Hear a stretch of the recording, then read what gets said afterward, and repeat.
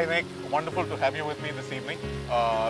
This is a series of conversations that I have with leaders in travel, both in India and outside, looking at the world of travel in India and Indians traveling all over the world. So great to have you with me. Great, I'm really excited to be here and fun to have a conversation about all the things we love about in life. So the last time we met, we had a very interesting occasion actually. We had 15 of our top travelers from Bangalore that joined us to your property here for a curated evening of Lucknowi cuisine, and they enjoyed it tremendously. So thank you very much for that occasion. It was fun. I know our chefs enjoyed doing it. It was fun not only to produce some fabulous dishes that definitely taught me a thing or two about the diversity of cuisine here in India, but also for your travelers to see what happens from the food when it comes into the hotel to being marinated, prepared, and then served out to the guests. So I know the guys really enjoyed it. So Nick, I started Holiday IQ. It was very much a passion for me. The idea was to really bring Indian travelers together on a platform. So that's really what Holiday IQ is all about. No, it's very exciting. I mean, I moved here to India, really not to just run a hotel, but to learn about the people, and for my family to learn a little bit of all the wonderful things of India. So Nick, obviously a very interesting combination of experience. So 15 years international hoteliering experience, and the last 1.5 years, jumping into the midst of the new India in Bangalore. And so how do you see the difference between the Indian traveler and travelers from other parts of the world? I suppose one thing that I found being based here in India is the expectation is a lot higher from an Indian traveler. But the interesting thing is when I've worked overseas and looked after and hosted Indian travelers, the expectation isn't quite as high. Okay. So it's an interesting conundrum. And I think as hoteliers, we need to work out what do we need to do to capture that huge outbound market out of India. And I think one of the things is cuisine. But the other little thing that we see a lot as the largest community of Indian travelers is the deep interest in foreign cuisine, at least to a certain segment of the traveler population in India. So how does that play out for you guys in what you do? I think you're seeing it more in the young. Okay. And when I see young travelers, who come and use our restaurants here, they're more likely to use our Italian restaurant. Right. We still have some guests who say to our Italian chef, Mauro, please put some Tabasco in there. And the chef shakes his head and goes crazy. But I think you're absolutely right. And I think the thing I'm seeing even more so than food is wine. Okay. There's a huge interest in wine and appreciating the differences in wines, the differences in grapes, the taste of the terroir. And I think that's how it's going to be built. So there's an appetite for trying it. I think they just need to be pushed and forced into it.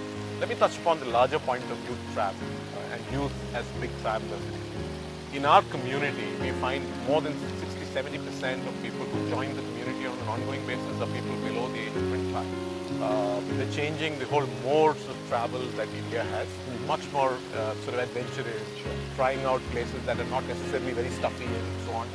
How do you see that playing out for hospitality in India? I see a huge amount of excitement and energy in discovering new places, and especially with millennials, and we go back to the youth who we're talking about, they want stories, they want events, they want random things happening that aren't expected, because that's what they're going to tell their friends about. One of the things that keeps coming back to me on a regular basis is five-star hospitality a bit too stuffy in India? Are we missing the fun in the luxury? Is it getting a little overbearing? I think you're absolutely right, and I don't think it's just India. Coming from England, where we have a reputation for being stuffy sometimes, I think five-star service is about engagement with the guest.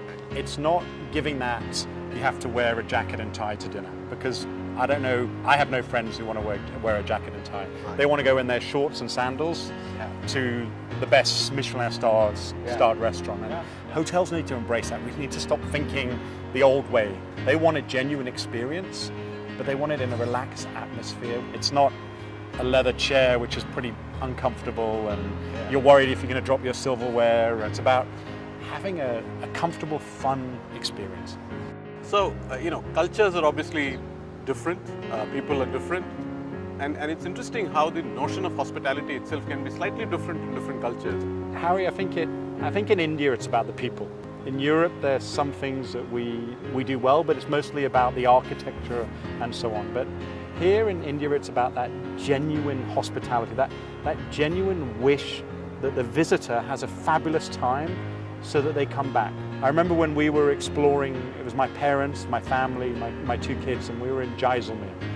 We wanted to go to this hotel which apparently had this amazing bar on its roof. We were running around in circles trying to find it, and there was the guy selling something. I can't even remember what it was. I think it was postcards. And he took us and he said, "Wait, what are you doing? You've come past me 5 times. What is it?" And we told him the name of this hotel we wanted to find, and we were pronouncing it completely wrong. And he said, "Describe it to me." So we told him. And he took us by his hand. It probably took 10 minutes to get there, and he got us there. You know, there's me thinking, you know, this is a guy trying to make a quick buck out of the tourists with cheap postcards. But he wasn't. He wanted our family to leave Jaisalmer so that we would spread the word about how wonderful it was. And we got to this hotel. We walked up, I don't know, 200 steps, and we were on the roof. And the photo from up there was the photo of the holiday. And that's one of the things I love most about working here is that I have a team of 400 plus associates who want those guests to have an amazing experience or a brilliant experience they'll go and tell all their friends. And that's genuine hospitality.